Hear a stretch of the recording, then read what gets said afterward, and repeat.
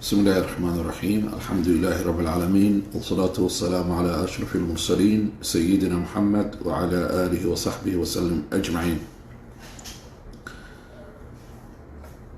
waxaan maanta aan baranaynaa dikri oo aada u kooban, laakiin haddaad aqriso subax walba ama marka aad xaajo leedahay 100 jeer ama 100 jeer subax walba, ilaahay subxaanahu wa tacaala uu xaajadaada uu ku gudayo. ducadaasi 3 qiso oo ducadaasi dad aqriyay oo ku liibaanay aan idin sheegaya. ducadaasi waxaan horumarinayaa nin saxaabi ah oo nebiga u yimid calayhi wasalaam. dagaalada ka mid ah oo rasuulka calayhi salaam uu kasoo laabtay ayaa ninkaasi wuxuu u sheegay, magaciisa waxaa la dhihi jiray Cawf ibnu Malik. wuxuu dhahay: yaa rasuul allah sala allahu calayh wasalam, wiilkii dagaalka idiin raacay waa la la-yahay.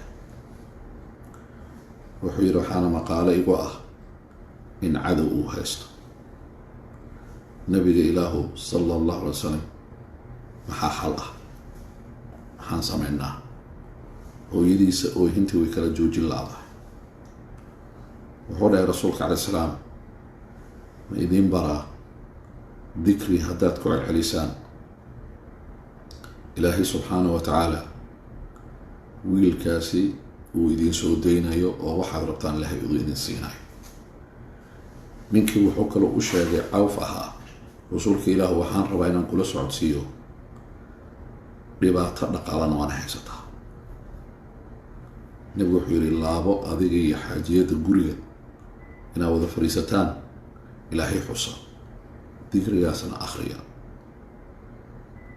gurigay aadeen, maalintii subaxdii ayay bilaabeen dikrigaas inay akhriyaan. way wadeen, marka waa qiyaasi kartaa intaasoo saacadood. salaada marka laga reebay tukanayaan maahine way wadeen, marka waa 100 oo dikrigaas ay akhriyaan. habeenka albaabkaa lasoo kalacay, wuu istaagay, wuu furay. waa wiilkiisi. allahu akbar.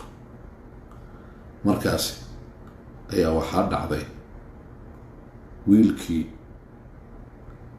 wuxuu yiri, markuu dhahay aabahii uu ku booday, uu dhunkaday, inuu u xiisayay muddo dheer u maqnaa, ayaa wiilkii wuxuu yiri: aabbow, intaan anig keliya mahee, waxaad samayseenba waxa i keenay keligeyga mahee, waa laga badan yahay, fiiri gadaasheeda. aabihii markuu fiiriyey wuxuu arkay 10,000 ari oo buux dhaafiyey banaanka ama deerta guriga. wuxuu waxaan xaggee ka keentay? wuxuu nimankii cadowga kasoo furtay xoolaheenna waay. nabigu wuxuu ilaa ninkii Cawf wuxuu yidhi ilaa nabiga arrintaa uu ka ogaado oo uu noo sheegay inay xalaal yihiin, asxaabtii saasay ahayeen, calooshooda waxba ma gelin jirin ilaa ay hubsadaan, kuma degdegayno. wuu baxay, rasuulka calay salaam uu u sheegay. wuxuu dhahay: yaa rasuul allah, horta ducadii iyo dikrigii miraheeda waa arrin, wiilkii waana loo soo daayay. waxaa kaloo yaa badan, wuxuu wataa uu cadowgu kasoo goostay xoolo aada u fara badan. markaasaa wuxuu yidhi rasuulka calay salaam, xoolahaasna idinkaa leh. waa natiijadii ducada. ileen xoolo cadow laga soo furtay waaye. cadow dagaalku la jiro, qaniimo markaad kasoo fulato xalaal ayay kuu tahay. marka ducadiia waxay dhashay. marka wiilkii isagoo ka sheekanaya wuxuu yidhi: anoo gacmaha anaha si aada ii xiran u dhahay, gacmaha iyo lugaha aan dhaqaaqi karin, gacmaha iyo lugaha. markaas waxaa yaa badneed u dhahay, wixii oo isfurfurayaan arag, ilaa ay dabacsanaatay oo gacmaha aan kala soo bixi karo, birihii waxay ku xireen, lugihii oo wixii sii furfurmayo, ilaa aan arkay lugihii inaan kala soo bixi karo. intaas keliya ma waxay ahayd waqti ay hurdayaan. habeenna way ahayd. waxu dhahay waqtiga ay hurdayeen ay ahayd xoolo fara badan ay haysteen haddana waa soo wada kaxaysta xoolihii. wuxuu yidhi aabbiya waxaa yaab badan oona aada ula yaabay in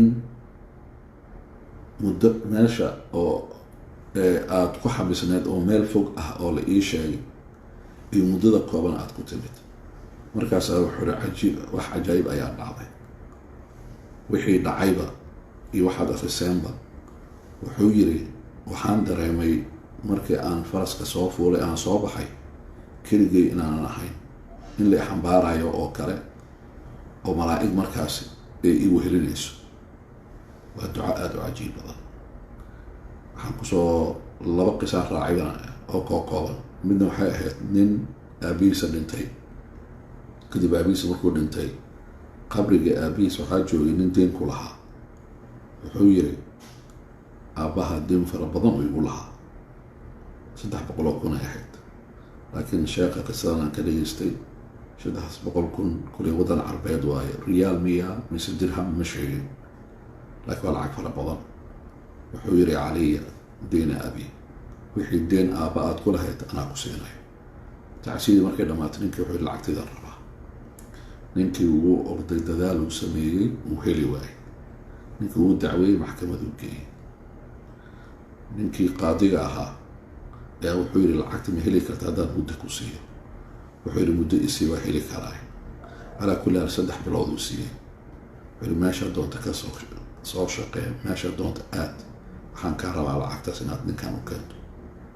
3 bilood kadib meel kastuu aaday, meel kasto iyo wax walbuu sameeyey. wax yaroo uu soo shaqeeyey oo lacagtii aan gaarin iyo wuxuu haystay oo ah guriga wixii yaalay uu qaadigu u keenay. wuxuu dhahay qaadigu ani waa soo dadaalay 3 bilood intaan waa dhaafsiin waay, waa lacag yar, waxaan haystayna guriga waa intaan, marka go-aankan adaa leh, intaasi tabarteeda intaasay gaartay. wuxuu yidhi intaad iga maqneed maxaad samaynaysa? wuxuu yidhi duco oo rasuulkaan ka maqlay, arrin saan oo kala ah markii kugu dhacdo la akhristaan ku celceliyay dikri. wuxuu yidhi maxaa waay dikrigaas? markaasuu yidhi laa xawla walaa quwata ilaa billah ayaan ku celcelinaya maalintan kaa tegay ilaa hadda. wuxuu yidhi kaale xafiiskuu soo geliyey, jeegaanaa la ii keenu dhahay. waxaa la yidhi ninka deynta lagu leeyahay deyntiisa ka bix, waa jeeg waay, wayna ka badan tahay hore lacagta meesha ku qoran. inta kalena wuxuu dhahay intuu nool yahay guriguu ku jiray jaarkiisa. ninkaas Awf ibnu Malik markuu nabiga u tegay uu u sheegay in wiilkiisii iyo xoolo ay la socdaan ay u yimaadeen, dikrigii rasuulku u sheegay darteeda rasuulku wuxuu aayada kugu soo degtay, waman yattaqi illaha yajcal lahu makhraja wa yarzuqhu min xaytu laa yaxtasib. aayaddaasoo ah qofka ilaahay ka cabsada, dikrigaasi oo la akhriyo ayaa qofka waxay gaarsiinaysaa cabsi ilaahay isu dhiibid. markaasaa ilaahay albaabada wuxuu u furay albaab uusan filayn, uusan ku talagelin. aabbihii wiilka kaliyuu sugaayey, xooluu helay. ninkan wuxuu sugayay deynta in laga gudo, waxaa la siiyey intuu nool yahay guriga uu ku jiro ijaarkiisa. maanta nin ayaa documenti muhim ah ka dhumay ayada la hadlayo. ninkii wuxuu dhahay laa xawla walaa quwata ilaa billah ayuu ku celceliyey. documentigaasi markii laa xawla walaa quwata illaa billah ku celceliyey ayaa wuxuu aaday meel oo documentiga uu ku tumayo inuu ku dhumi karo. documentiga meesha ayuu ku dhex jiray, wuu helay. laa xawla walaa quwata illaa billah waa dikriga micnihiisa uu yahay xeelad melihi aan wax ku samaysan karo, awoodna melihi, laakiin xeelad iyo awoodba ilaahay subxaanahu wa tacaala ayaa leh. isagaanan weydiisanaa waxa aan rabo, xeeladaasi iyo awoodda uu leeyahay ilaahay inuu igu siiyo. markaasaa isku dhiibto, qalbigaagu nadiif yahay, xalaal cuna aad tahay oo ahlu salaad aad tahay, ilaahay uu ka aqbalayaa. ducadaasi ku celceli. wasalaamu calaykum waraxmatullaahi wabarakaatu.